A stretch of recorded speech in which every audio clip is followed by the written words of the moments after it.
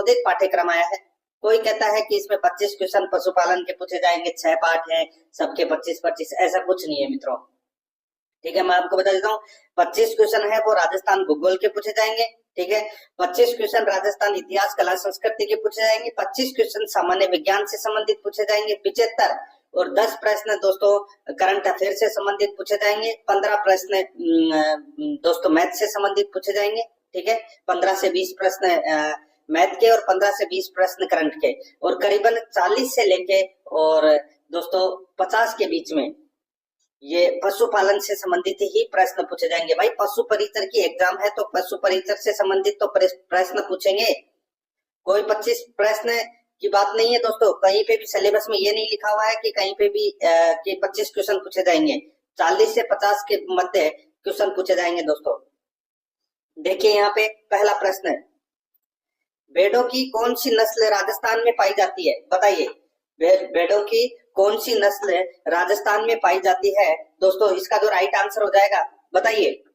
दोस्तों देखिए, अगर मैं बोलूं आपको तो देखिए चोकला है, मगरा है, नाली है, पुंगल है, मारवाड़ी है, सोनाड़ी है, तो दोस्तों ये सभी नस्ल हैं, ये राजस्थान में पाई जाती है। तो यहाँ पर अपना इसमें राइट आंसर हो जाएगा उपरोक्त है सभी। 4 नंबर का जो ऑप्शन है वो इसका बिल्कुल सही उत्तर हो जाएगा। राज्य में दोस्तों भेड़ प्रजनन केंद्र है वो कहाँ पर है? तो फतेहपुर सीकर में, और बाकलिया ये डीडवाना कुचामन में है। ठीक है, यहाँ पर 4 नंबर ऑप्शन बिल्कुल सही। देखिए सेकंड नंबर का प्रश्न है, राजस्थान में भैंस प्रजनन केंद्र स्थित है। भैंस प्रजनन केंद्र स्थित है तो दोस्तों कहाँ पर है ये? तो भैंस प्रजनन केंद्र वल्लभनगर उदयपुर में है। तो यहाँ पर अपना इसमें राइट आंसर क्या हो जाएगा? वल्लभनगर उदयपुर में भैंस प्रजनन केंद्र स्थित है। 1 नंबर का ऑप्शन राइट आंसर हो जाएगा।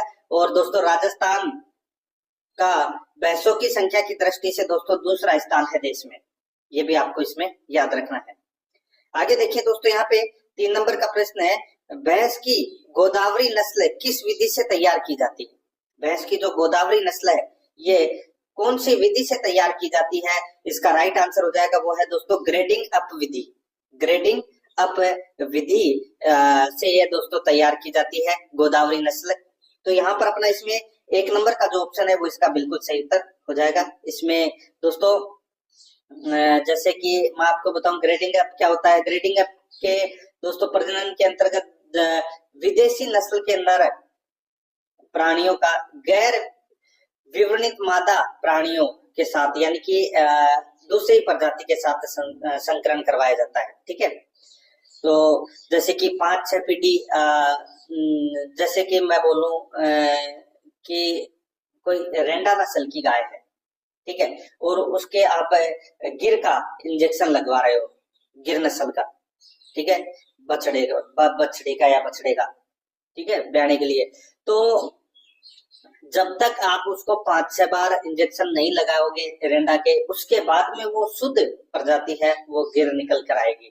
ठीक है, शुरू में थोड़ी मिक्स में आएगी, फिर कम मिक्स में आएगी, फिर कम मिक्स में आएगी, ऐसे ही 5-6 बार बाद में दोस्तों वो शुद्ध प्रजाति है यानी कि वो शुद्ध नस्ल प्राप्त होती है। यहाँ पर ग्रेडिंग अप का विधि का प्रयोग किया जाता है गोदावरी नस्ल के लिए। 1 नंबर ऑप्शन बिल्कुल सही। देखिए 4 नंबर का प्रश्न है, पशुओं में निषेचन की प्रक्रिया होती है। तो दोस्तों पशुओं में निषेचन की प्रक्रिया है वो होती है, तो ये कहाँ पर होती है? तो दोस्तों इसका जो राइट आंसर हो जाएगा वो होता है दोस्तों डिंब वाहिनियों की पुटन नलिका में। डिंब वाहिनियों की पुटन नलिका में निषेचन की प्रक्रिया होती है। यहाँ पर 2 नंबर का ऑप्शन बिल्कुल सही उत्तर हो जाएगा। आगे देखिए यहाँ पे 5 नंबर का प्रश्न है, मेथिलीन ब्लू रिडेक्टेस परीक्षण का प्रयोग किया जाता है। बताइए, मेथिलीन ब्लू रिडेक्टेस परीक्षण का प्रयोग किया जाता है। तो दोस्तों इसका राइट आंसर हो जाएगा, इसका प्रयोग शुक्राणुओं की गतिशीलता के लिए किया जाता है। दोस्तों यहाँ पर 3 नंबर का ऑप्शन बिल्कुल सही उत्तर हो जाएगा। आगे देखिए यहाँ पे 6 नंबर का प्रश्न है, दूध में उपस्थित पोषक तत्वों की मात्रा के संबंध में कौन सा कथन असत्य है? कौन सा कथन इसमें असत्य है वो बताना है। दोस्तों देखिए, एक तरफ पोषक तत्व है, दूसरी तरफ है मात्रा है। दोस्तों यहाँ पर देखिए दूध में उपस्थित पोषक तत्व दे रखे और दूसरी तरफ मात्रा दे रखी है। देखिए ठोस अवयव की मात्रा दोस्तों यहाँ पे 12.9% है, बिल्कुल सही है। वसा की दोस्तों 4% है, बिल्कुल सही है। कैसीन 3.9%, ये गलत हो जाएगा दोस्तों। कैसीन की जो मात्रा है वो 2.5% होती है। लैक्टोज की दोस्तों 4.9% होती है, बिल्कुल सही है। और दूध का जो सफेद सफेद रंग है वो दोस्तों कैसीन की उपस्थिति के कारण ही होता है, ये भी आपको इसमें याद रखना है। और दूध में पाए जाने वाला कुल प्रोटीन 4% होता है। यहाँ पर अपना इसमें राइट आंसर क्या हो जाएगा? 3 नंबर का ऑप्शन बिल्कुल सही उत्तर हो जाएगा। जैसे कि गाय का दूध पीला कैरोटीन की वजह से होता है, उसी प्रकार दोस्तों जो दूध का जो सफेद रंग है वो कैसीन की उपस्थिति के कारण होता है, ये भी आपको इसमें याद रखना है। इसमें तीसरा नंबर का ऐसे दे रखा था, 3 नंबर ऑप्शन बिल्कुल सही। आगे देखिए 7 नंबर का प्रश्न है, निम्न में से किस पशु का दुग्ध श्रवण काल सर्वाधिक होता है? किस पशु का दुग्ध श्रवण काल सर्वाधिक होता है? यहाँ पर अपना इसमें राइट आंसर क्या हो जाएगा दोस्तों? देखिए ऊँटनी का जो दूध होता है उसका जो श्रवण काल है वो दोस्तों आप 1 साल से 1.25 साल तक, यानी कि दोस्तों मैं आपको बोलूं कि 370 से 410 दिन तक इसका श्रवण काल है। किसका? ऊँटनी के दूध का। तो यहाँ पर अपना इसमें राइट आंसर हो जाएगा 2 नंबर का ऑप्शन बिल्कुल सही उत्तर इसमें हो जाएगा। भैंस के दूध का श्रवण काल है वो दोस्तों 200 से 300 दिन होता है। और घोड़ी का जो दूध है वो दोस्तों 90 से 180 दिन का इसका श्रवण होता है। ठीक है, यहाँ पर अपना इसमें राइट आंसर हो जाएगा 2 नंबर का ऑप्शन बिल्कुल सही, ऊँटनी का दूध। आगे देखिए 8 नंबर का प्रश्न है, राजस्थान की कुक्कुटशाला कहाँ पर स्थित है? राजस्थान की कुक्कुटशाला कहाँ पर स्थित है दोस्तों? ये जयपुर में है। कहाँ पर है? जयपुर में राजस्थान की कुक्कुटशाला है वो स्थित है, 1 नंबर ऑप्शन बिल्कुल सही। और राजस्थान में सर्वाधिक मुर्गियां हैं वो अजमेर में पाई जाती है, ये भी आपको इसमें याद रखना है, 1 नंबर ऑप्शन बिल्कुल सही। आगे देखिए एक ब्रूडिंग यूनिट में कितने चूजे होते हैं? एक ब्रूडिंग यूनिट में कितने चूजे होते हैं दोस्तों? इसका जो राइट आंसर हो जाएगा वो है, इसमें कितने चूजे होते हैं? तो दोस्तों एक ब्रूडिंग यूनिट में 250 चूजे होते हैं। कितने होते हैं? 250। यहाँ पर 2 नंबर का जो ऑप्शन है वो इसका बिल्कुल सही उत्तर इसमें हो जाएगा, याद रखना। ठीक है, 250 चूजे होते हैं।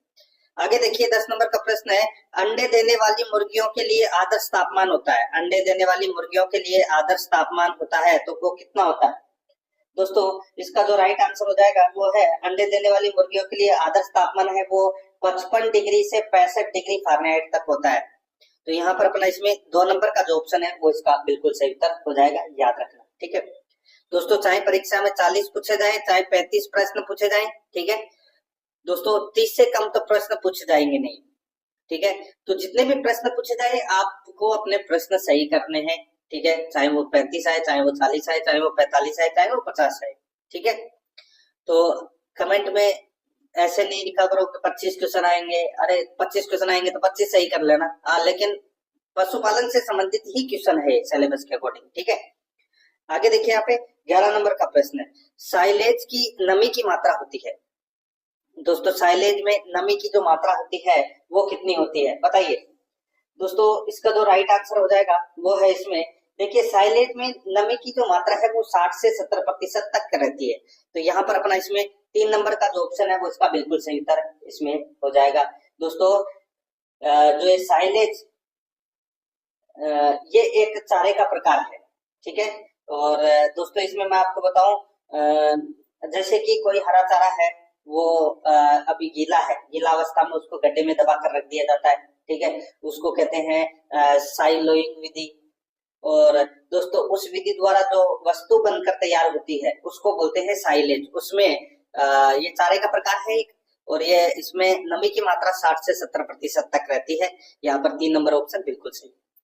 आगे देखिए 12 नंबर का प्रश्न है, 15 किग्रा दूध देने वाली गाय को कितनी मात्रा में दलहनी हरा चारा खिलाया जाता है बताइए दोस्तों? इसका राइट आंसर क्या हो जाएगा बताइए? 15 किग्रा दूध देने वाली गाय को 1/3 भाग है वो दलहनी चारा है वो खिलाया जाना चाहिए, और 2/3 अदलहनी चारा खिलाया जाना चाहिए। यहाँ पर अपना इसमें 1/3 दलहनी और दोस्तों 2/3 है वो अदलहनी चारा खिलाया जाना चाहिए। तो यहाँ पर अपना इसमें राइट आंसर हो जाएगा 2 नंबर ऑप्शन बिल्कुल सही।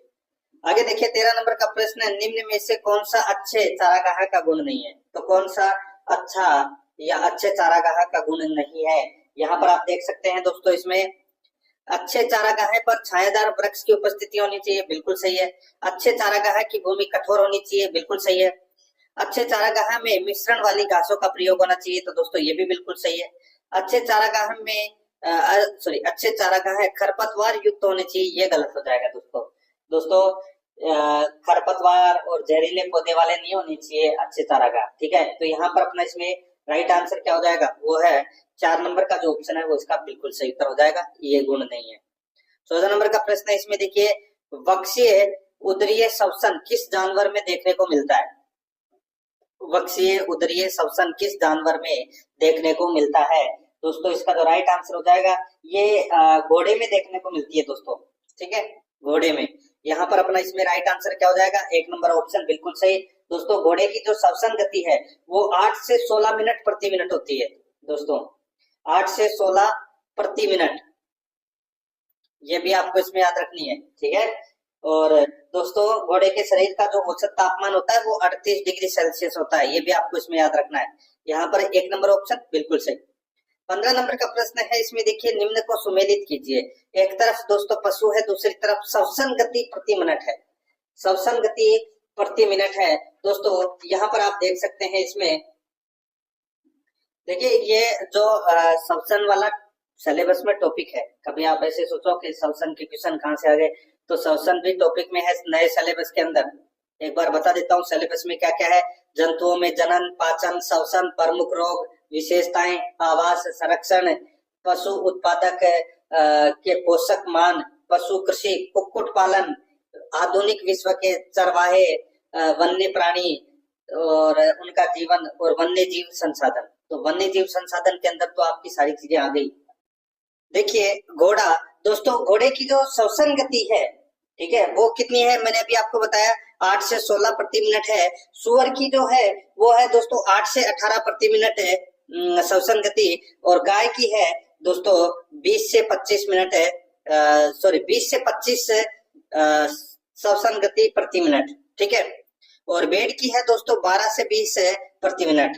तो यहाँ पर अपना इसमें राइट आंसर क्या हो जाएगा, वो हो जाएगा दोस्तों इसमें VCAD अपना इसमें राइट आंसर हो जाएगा, यानी कि अपना इसमें 4 नंबर का ऑप्शन बिल्कुल सही उत्तर हो जाएगा। 16 नंबर का प्रश्न इसमें देखिए, निम्न में से किस रोग का वाहक लाल कृमि है। दोस्तों किस रोग का वाहक है वो लाल कृमि है, दोस्तों इसका जो राइट आंसर हो जाएगा वो है इसमें दोस्तों देखिए स्ट्रोगालोसिस रोग का जो वाहक है वो है दोस्तों लाल कृमि। यहाँ पर 2 नंबर का जो ऑप्शन है वो इसका बिल्कुल सही उत्तर हो जाएगा। और ये दोस्तों पशुओं के आहार नाल में बड़ी आंत में पाए जाने वाला ये कृत्रिम रक्त पिशाचु है, ठीक है। तो यहाँ पर अपना इसमें राइट आंसर हो जाएगा 2 नंबर ऑप्शन सही। आगे देखिए, खुरपका मुंहपका रोग में खुर धोने हेतु फुट बाथ में काम आने वाला है या काम आता है, बताइए क्या काम आता है। खुरपका मुंहपका रोग में खुर धोने हेतु फुटबाथ के रूप में क्या प्रयोग में लिया जाता है, तो दोस्तों नीला थोथा है वो प्रयोग में लिया जाता है। यहाँ पर 4 नंबर का ऑप्शन बिल्कुल सही उत्तर हो जाएगा, ये आपको इसमें याद रखना है, ठीक है। आगे देखिए 18 नंबर का प्रश्न है, प्रगतिशील पशुपालक के पास कितने उन्नत पशु होने चाहिए। प्रगतिशील पशुपालक के पास कितने उन्नत नस्ल के पशु होने चाहिए, तो न्यूनतम दोस्तों 5 पशु है वो होने चाहिए। यहाँ पर 3 नंबर का ऑप्शन बिल्कुल सही उत्तर इसमें हो जाएगा।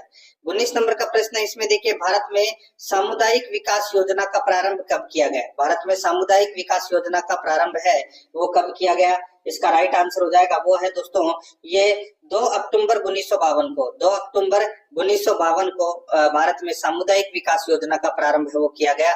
2 नंबर का ऑप्शन बिल्कुल सही। आगे देखिए 20 नंबर का प्रश्न है, FMD रोग मुख्यतः होता है। FMD रोग मुख्यतः होता है, तो दोस्तों यानी कि FMD मतलब खुरपका मुंहपका रोग, ठीक है। ये रोग मुख्यतः कब होता है, तो ये सर्दियों में अधिक होता है दोस्तों, ठीक है। तो यहाँ पर अपना इसमें राइट आंसर क्या हो जाएगा, सर्दियों में। 3 नंबर का जो ऑप्शन है वो इसका बिल्कुल सही उत्तर हो जाएगा।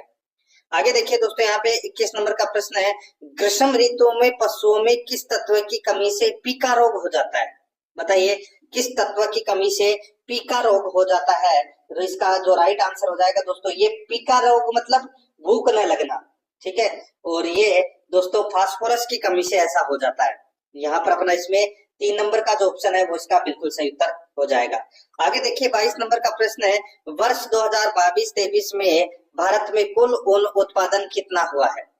वर्ष 2022-23 में भारत में कुल ऊन उत्पादन कितना हुआ है? दोस्तों इसका जो राइट आंसर हो जाएगा वो है इसमें कितना हुआ है, तो इसका जो राइट आंसर हो जाएगा दोस्तों, ऊन उत्पादन की मैं यहाँ पे बात कर रहा हूँ, तो दोस्तों वो है 33.31 मिलियन किलो। 33.31 मिलियन किलो ये भारत में कुल ऊन उत्पादन हुआ है 2022-23 के अनुसार। तो यहाँ पर 3 नंबर का ऑप्शन बिल्कुल सही उत्तर हो जाएगा। आगे देखिए दोस्तों, यहाँ पे भारत में कुल मांस उत्पादन में सर्वाधिक योगदान किस प्रजाति का है? तो सर्वाधिक योगदान है वो दोस्तों मुर्गी के मांस का योगदान है, वो लगभग 51% है। यहाँ पर अपना 1 नंबर का ऑप्शन बिल्कुल सही उत्तर हो जाएगा।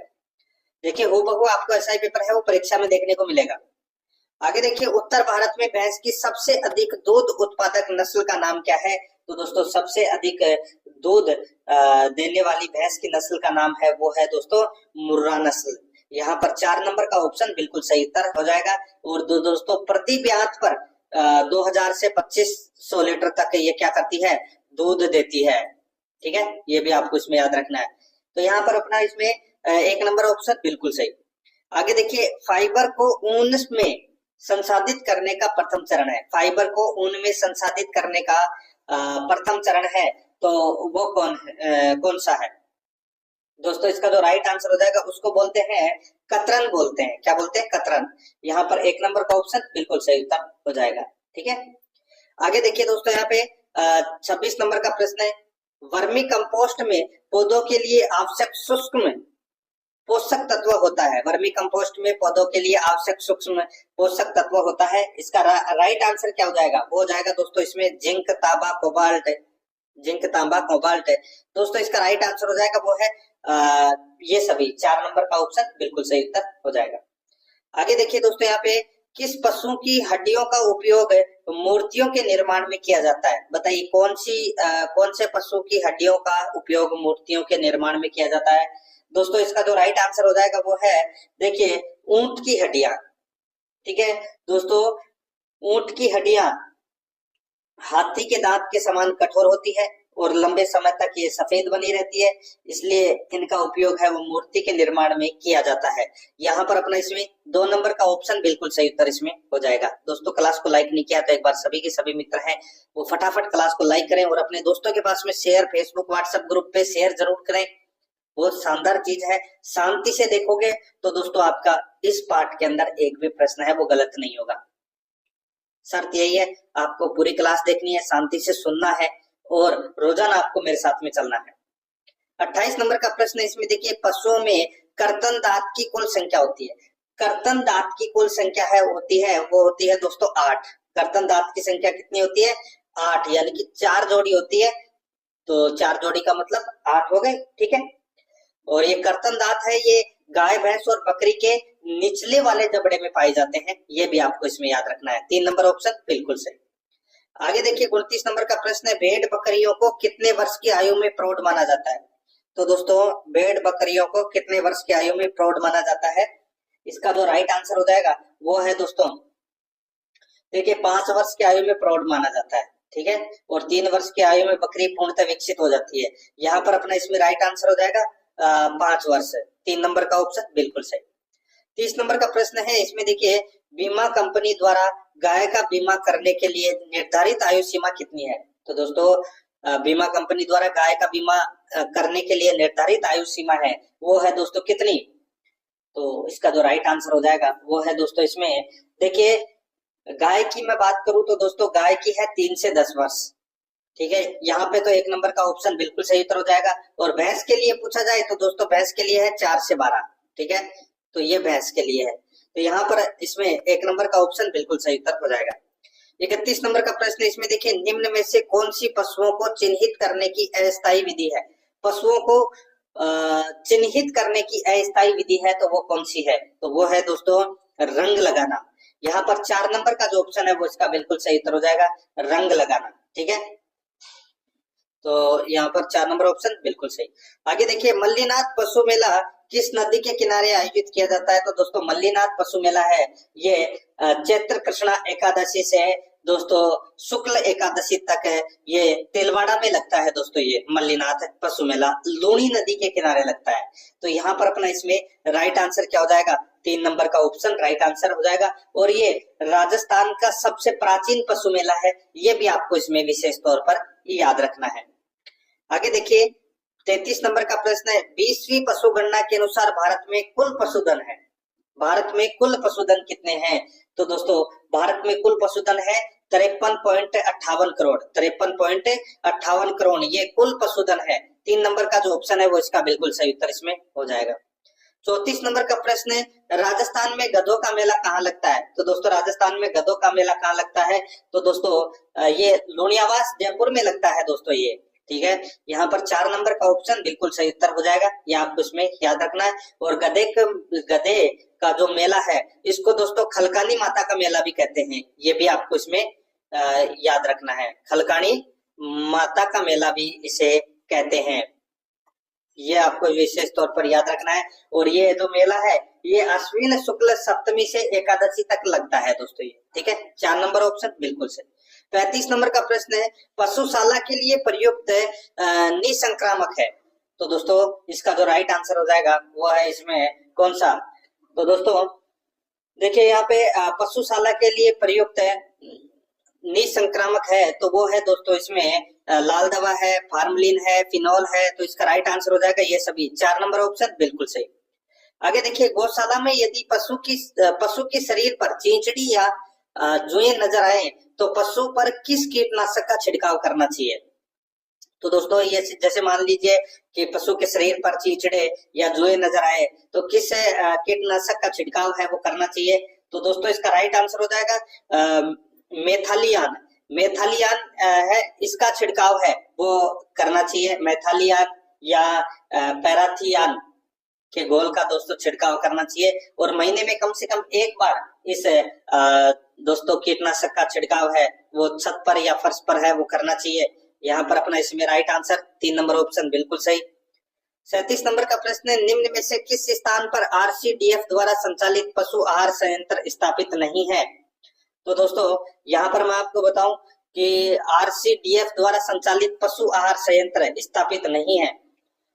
तो ये आरसीडीएफ होता क्या है? तो ये राजस्थान राज्य सहकारी डेयरी फेडरेशन है। इसकी स्थापना दोस्तों 1977 जयपुर में की गई थी और इसके द्वारा संचालित पशु आहार संयंत्र स्थापित नहीं है। तो वो कहाँ पर नहीं है दोस्तों? यहाँ पर देखिए इसमें कालाडेरा में है, नंदबई में है, लिम्बिया कला में है, नारवा खींचिया में नहीं है, ठीक है। लांबिया खींचिया में नहीं है, लांबिया कला में है, ठीक है। तो यहाँ पर अपना इसमें राइट आंसर क्या हो जाएगा? 4 नंबर का ऑप्शन बिल्कुल सही। आगे देखिए 38 नंबर का प्रश्न है, राजस्थान में उरुष्ट संरक्षण योजना कब प्रारंभ की गई? तो दोस्तों ये उरुष्ट का मतलब ऊंट, राजस्थान में ऊंट संरक्षण योजना का प्रारंभ कब हुआ?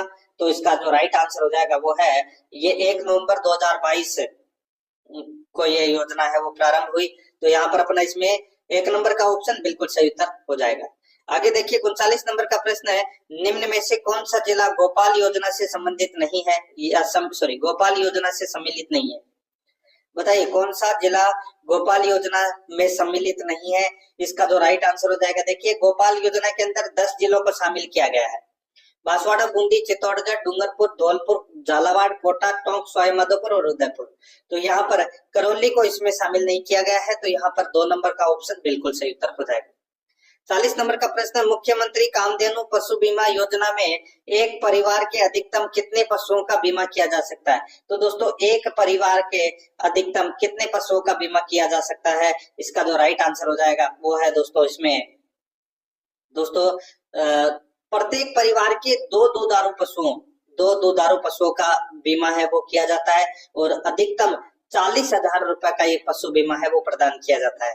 यहाँ पर 2 नंबर का ऑप्शन बिल्कुल सही उत्तर हो जाएगा। प्रश्न दोस्तों कैसे लगे कमेंट में आपको जरूर बताना है और रोजाना आपको मेरे साथ में चलना है। सुबह आपको ये क्लास है वो देखने को मिलेगी, ठीक है। आपको डिस्क्रिप्शन में भी लिंक मिल जाएगा और प्ले लिस्ट में भी लिंक मिल जाएगा, ठीक है।